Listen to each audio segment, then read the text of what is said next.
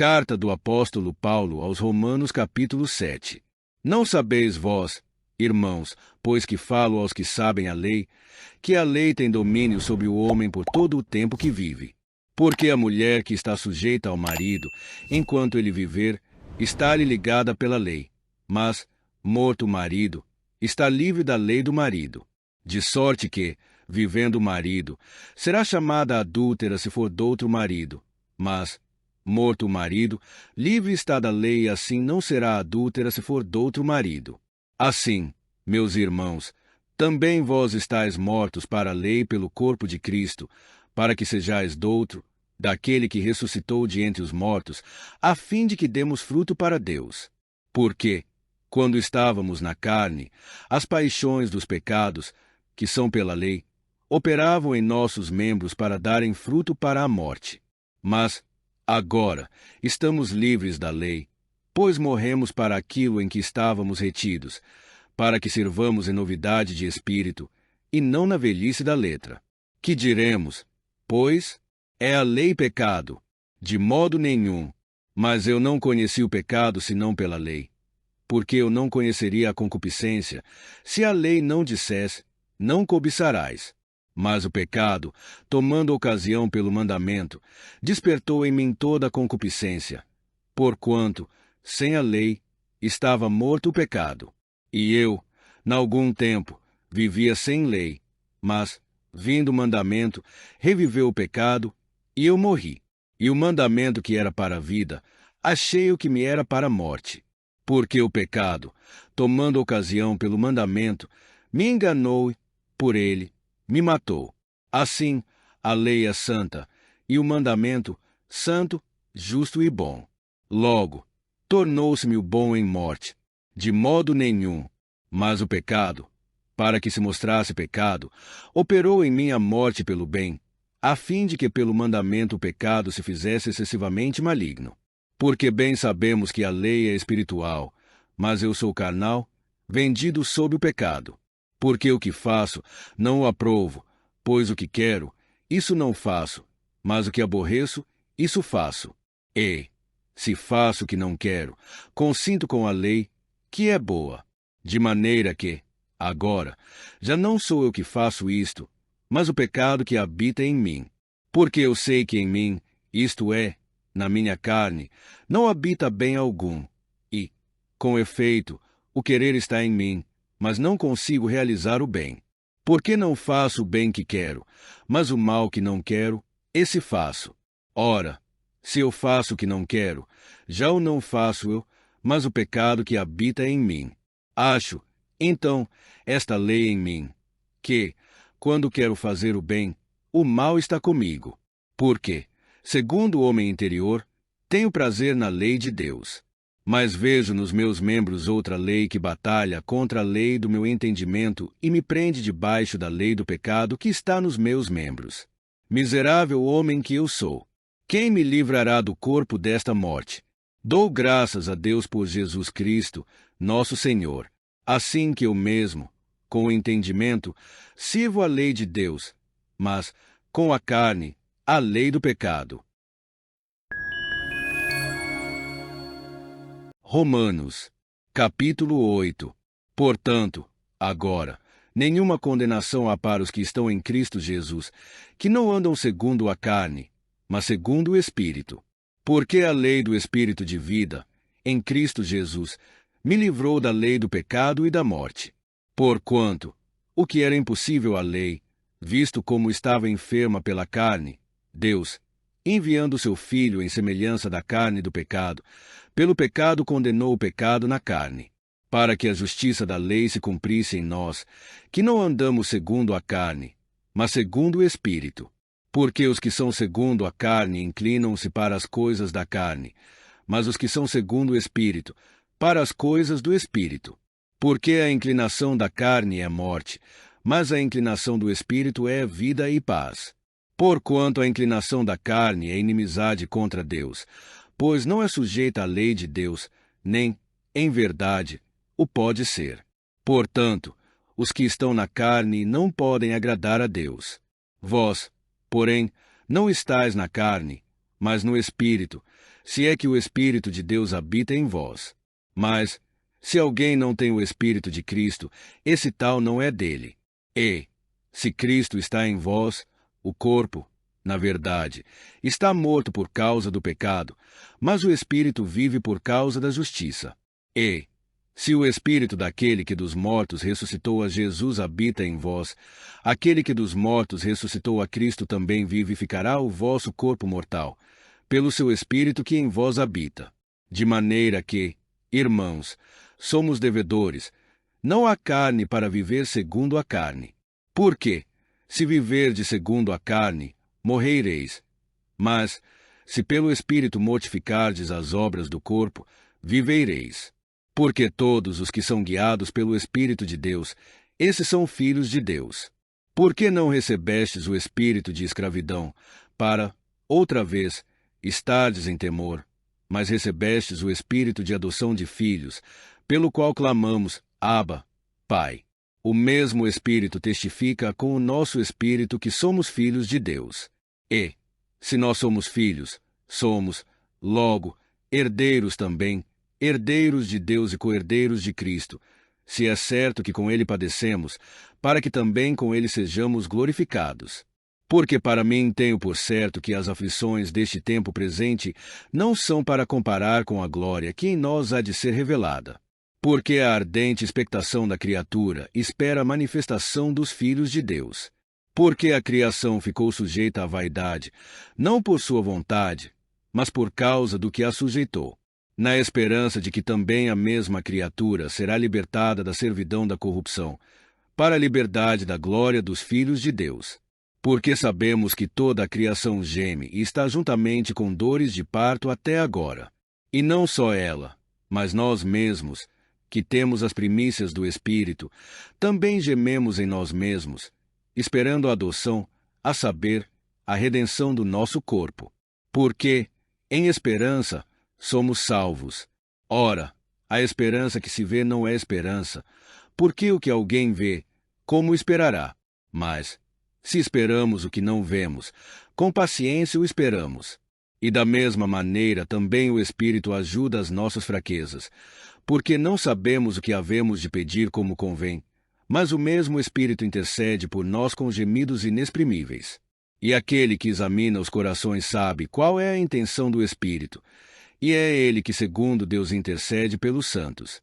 E sabemos que todas as coisas contribuem juntamente para o bem daqueles que amam a Deus, daqueles que são chamados por seu decreto. Porque os que dantes conheceu, também os predestinou para serem conformes à imagem de seu Filho, a fim de que ele seja o primogênito entre muitos irmãos. E aos que predestinou, a esses também chamou. E aos que chamou, a esses também justificou. E aos que justificou, a esses também glorificou. Que diremos, pois, a estas coisas? Se Deus é por nós, quem será contra nós? Aquele que nem mesmo a seu próprio Filho poupou, antes, o entregou por todos nós, como nos não dará também com ele todas as coisas? Quem intentará acusação contra os escolhidos de Deus? É Deus quem os justifica. Quem os condenará? Pois é Cristo quem morreu antes, quem ressuscitou dentre os mortos, o qual está à direita de Deus, e também intercede por nós. Quem nos separará do amor de Cristo? A tribulação, ou a angústia, ou a perseguição, ou a fome, ou a nudez, ou o perigo, ou a espada. Como está escrito, por amor de ti somos entregues à morte todo o dia, fomos reputados como ovelhas para o matadouro. Mas em todas estas coisas somos mais do que vencedores, por aquele que nos amou. Porque estou certo de que nem a morte, nem a vida, nem os anjos, nem os principados, nem as potestades, nem o presente, nem o porvir, nem a altura, nem a profundidade, nem alguma outra criatura nos poderá separar do amor de Deus, que está em Cristo Jesus, nosso Senhor. Romanos capítulo 9. Em Cristo digo a verdade, não minto, dando-me testemunho a minha consciência no Espírito Santo. Tenho grande tristeza e contínua dor no meu coração, porque eu mesmo poderia desejar ser separado de Cristo, por amor de meus irmãos, que são meus parentes segundo a carne, que são israelitas, dos quais é a adoção de filhos, e a glória, e os concertos, e a lei, e o culto, e as promessas, dos quais são os pais, e dos quais é Cristo, segundo a carne, o qual é sobre todos, Deus bendito eternamente. Amém. Não que a palavra de Deus haja faltado, porque nem todos os que são de Israel são israelitas, nem por serem descendência de Abraão são todos filhos, mas em Isaque será chamada a tua descendência. Isto é, não são os filhos da carne que são filhos de Deus, mas os filhos da promessa são contados como descendência. Porque a palavra da promessa é esta: por este tempo virei, e Sara terá um filho. E não somente esta, mas também Rebeca, quando concebeu de Isaque, nosso pai. Porque, não tendo eles ainda nascido, nem tendo feito bem ou mal, para que o propósito de Deus, segundo a eleição, ficasse firme, não por causa das obras, mas por aquele que chama. Foi-lhe dito a ela: o maior servirá ao menor, como está escrito: amei Jacó e aborreci Esaú. Que diremos, pois, que há injustiça da parte de Deus? De maneira nenhuma.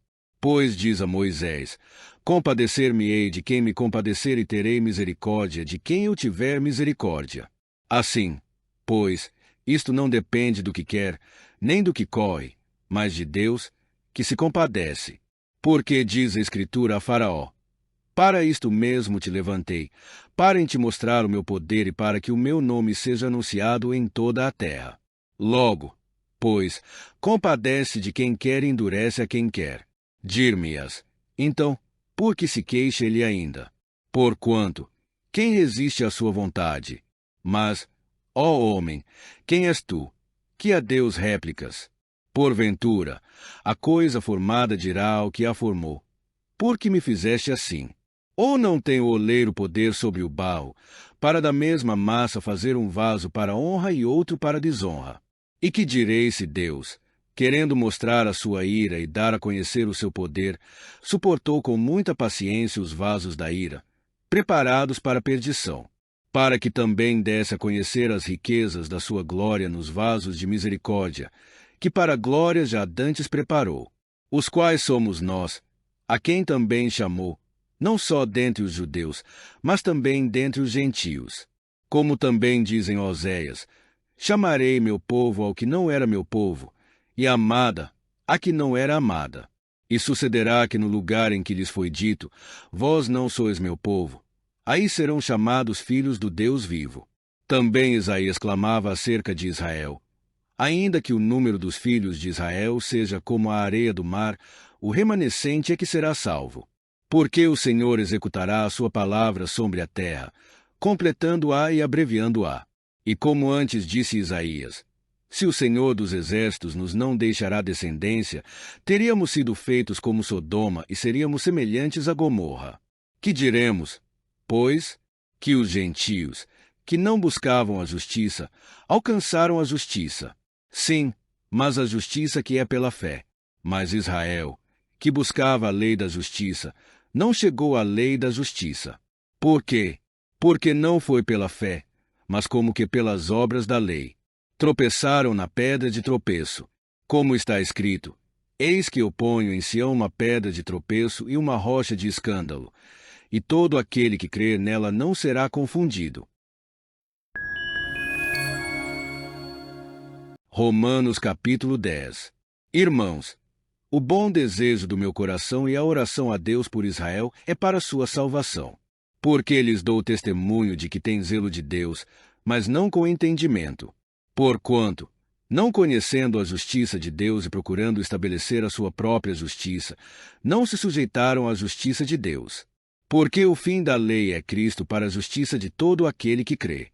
Ora, Moisés descreve a justiça que é pela lei, dizendo: o homem que fizer estas coisas viverá por elas. Mas a justiça que é pela fé diz assim: não digas em teu coração: quem subirá ao céu, isto é, a trazer do alto a Cristo?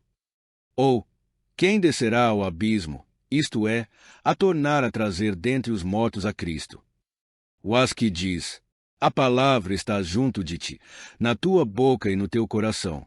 Esta é a palavra da fé que pregamos, a saber, se, com a tua boca, confessares ao Senhor Jesus, em teu coração, creres que Deus o ressuscitou dos mortos, serás salvo. Visto que com o coração se crê para a justiça, e com a boca se faz confissão para a salvação. Porque a Escritura diz: todo aquele que nele crer não será confundido. Porquanto não há diferença entre judeu e grego, porque um mesmo é o Senhor de todos, rico para com todos os que o invocam. Porque todo aquele que invocar o nome do Senhor será salvo. Como, pois, invocarão aquele em quem não creram? E como crerão naquele de quem não ouviram? E como ouvirão, se não há quem pregue? E como pregarão, se não forem enviados? Como está escrito: quão formosos os pés dos que anunciam a paz, dos que anunciam coisas boas. Mas nem todos obedecem ao Evangelho, pois Isaías diz: Senhor, quem creu na nossa pregação? De sorte que a fé é pelo ouvir, e o ouvir pela palavra de Deus. Mas digo: porventura, não ouviram? Sim, por certo, pois por toda a terra saiu a voz deles, e as suas palavras até os confins do mundo. Mas digo: porventura, Israel não o soube. Primeiramente, diz Moisés, eu vos meterei em ciúmes com aqueles que não são povo, com gente insensata vos provocarei a ira. E Isaías ousadamente diz: fui achado pelos que me não buscavam, fui manifestado aos que por mim não perguntavam. Mas contra Israel diz: todo o dia estendi as minhas mãos a um povo rebelde e contradizente.